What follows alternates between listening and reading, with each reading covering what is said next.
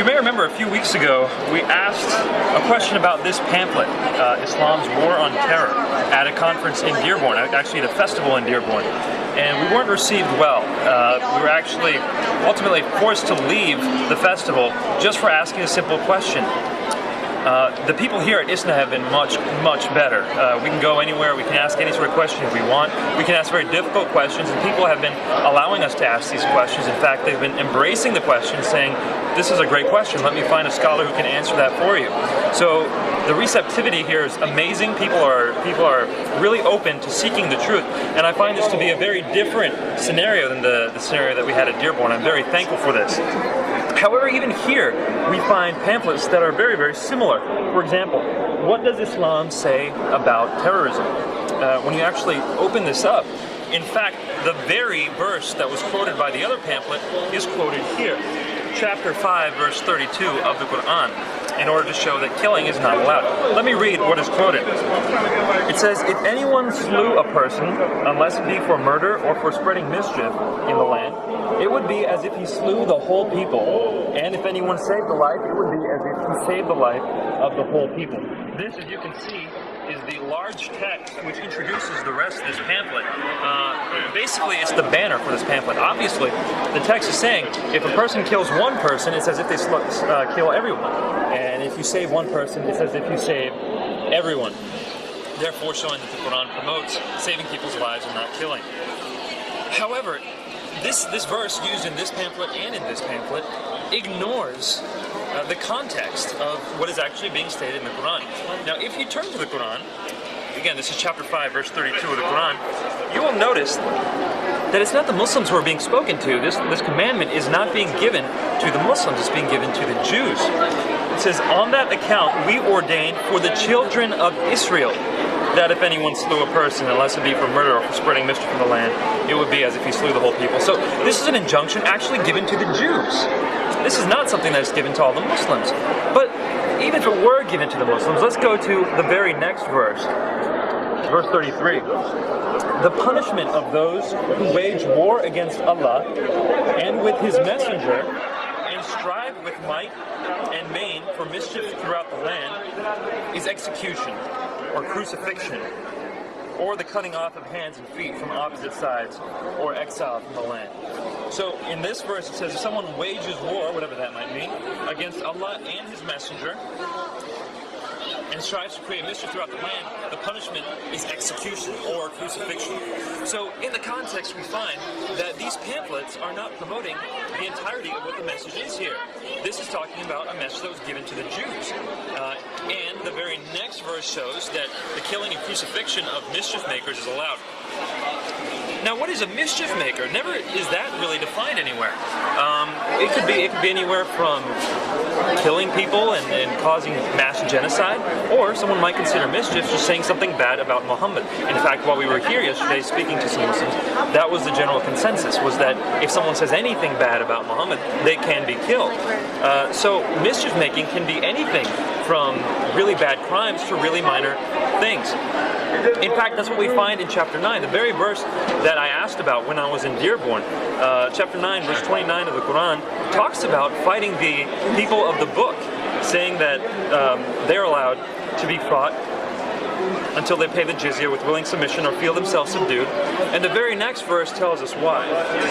The very next verse says, the Jews call Uzair a son of God, and the Christians call Christ the Son of God. That is a saying from their mouth. They but imitate what the unbelievers of old used to say.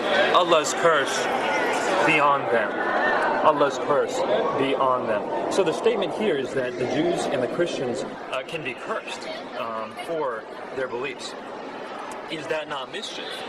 I would say that if people consider just talking bad about Muhammad mischief, of course ascribing partners to Allah, the mushrikeen are mischief makers.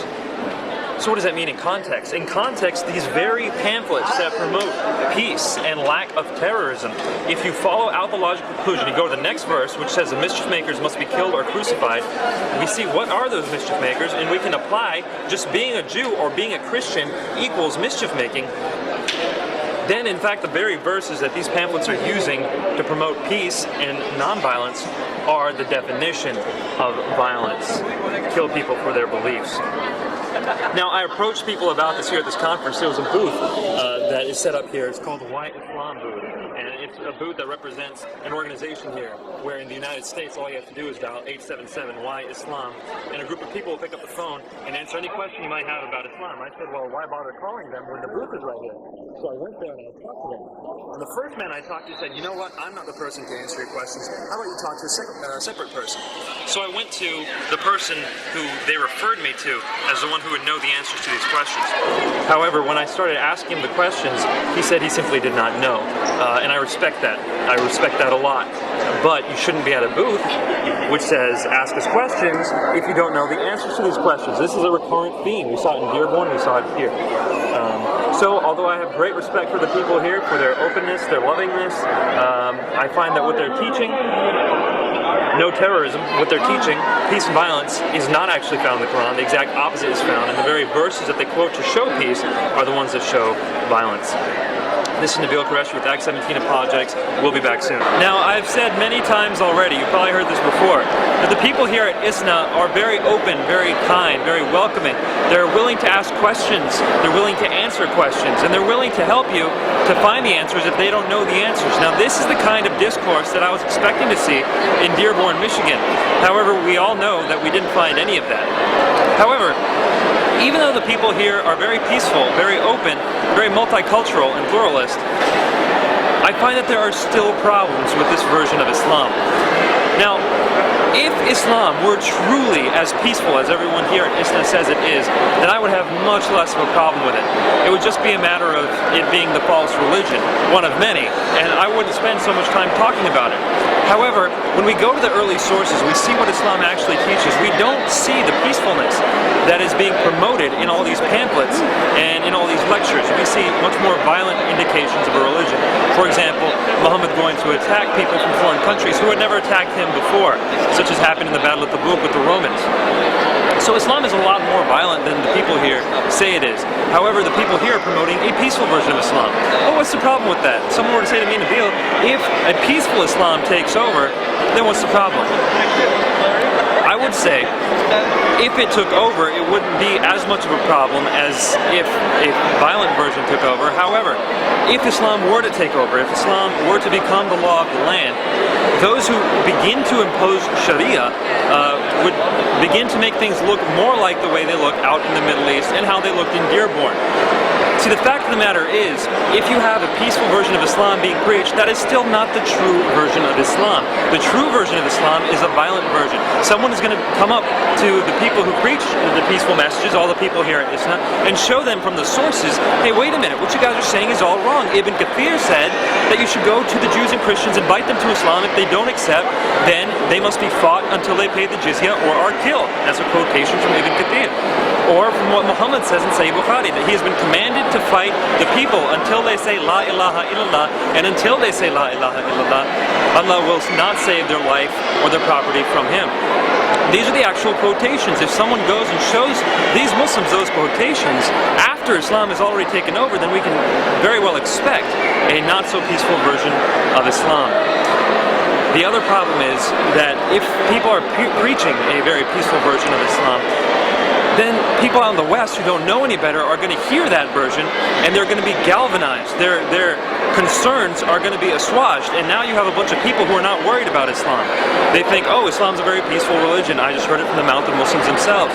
However, they've only heard a version of Islam that is not well-founded, not well-grounded, and when Islam takes over, like I said earlier, it wouldn't be that peaceful version of Islam.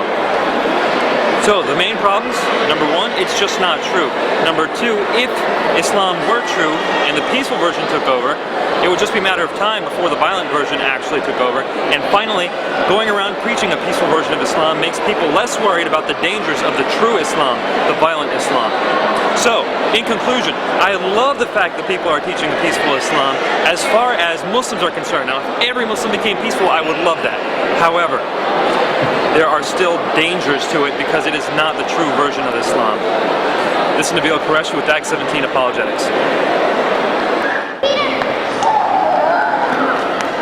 Well, this is David Wood again from Acts 17.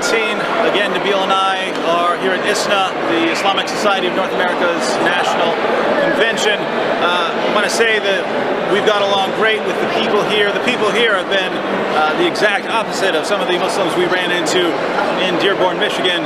It's been fun, and everyone has been very kind. One of the things that have been bothering Nabil and I as we've gone to some of the presentations is that we hear what they're telling us, and yet we know what the Muslim sources say, and so we notice a conflict. And we're trying to get people to address this conflict. We've asked some questions. We haven't gotten any good answers. So anyone out there who has answers to some basic issues, we'd love to hear them. You can contact us with them. You can post them on our blog. You could invite us to come to a dialogue with you. We'd love to have a dialogue on these issues. Just to give an example, there's a sign here. What Islam teaches, and this is a perfect example of some of the things we're talking about. For instance, the religion of peace teaches tolerance. Now, what exactly do they mean by tolerance? For instance, in Sahih Muslim, Muhammad says, "I will expel the Jews and Christians from the Arabian Peninsula and will not leave any but Muslims." Does this sound like a man who envisions society with Christians and Muslims and Jews living together in harmony? No, there has to be some kind of complete separation. We have forgiveness. Well, we look to the sources and we see something very different. For instance, in Sahih Muslim, a woman comes to Muhammad and says, "I've committed adultery. How do I get forgiveness?" Muhammad says, "Well, wait, see if you're pregnant." She comes back and says that she is pregnant. He says, "Wait until the baby's delivered." She waits until the baby's delivered and comes back. He says, "Wait until you've weaned the baby." She comes back after he's been weaned and he says, "Pick up stones, pick up stones." And so she was stoned to death. Now, if that's forgiveness, what do you mean by forgiveness? Over and over again in the Muslim sources, we see people being killed for things that we would consider very minor offenses. Not adultery, that would be a major offense, but for comparatively minor things. So what exactly do you mean by forgiveness? Honesty. You ever heard of taqiyya? You ever heard of taqiyya? According to the Quran, if you're a Muslim and you're outnumbered around people, you're not allowed to be friends with Christians and Jews, but if you're in a society where you're outnumbered, you can pretend to be peaceful. You can pretend to be peaceful. This is sheer deception. And as Ibn Kathir comments on that, the taqiyya is allowed till the day of resurrection. It's that honesty. Love. According to the Quran, God does not love unbelievers. That's me. How can you say Islam promotes love when God does not love anyone but good Muslims? We have care. Care for whom? One time, Muhammad was ordering a man to be executed for rebelling against him, and the man said, "Muhammad, who's going to take care of my family?" Muhammad said, "Hell." Is this an example of how you care for someone? Communication. There is no open communication as far as dialoguing back and forth with open criticisms in Islam.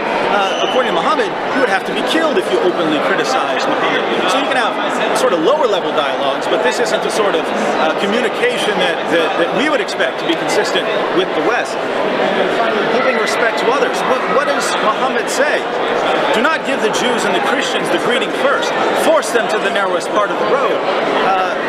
I can't. Is that giving respect to them? No. What do we read in Surah 9:29? That we are to, Christians and Jews, are to feel ourselves subdued by paying the jizya. According to Muslim commentators, this means that we have to crawl to them on all fours while they slap us on the back of their necks. So notice the massive difference. Yes, I can see why a Muslim might say every one of these things. You could say that Islam promotes love, but when you just put it up there as a sign, it's misleading. It acts as if it's promoting love towards everyone, when it doesn't. It promotes love towards some, not towards everyone. It promotes forgiveness towards some, but not towards everyone. It promotes all of these things to some extent, but not the way the sign makes it sound.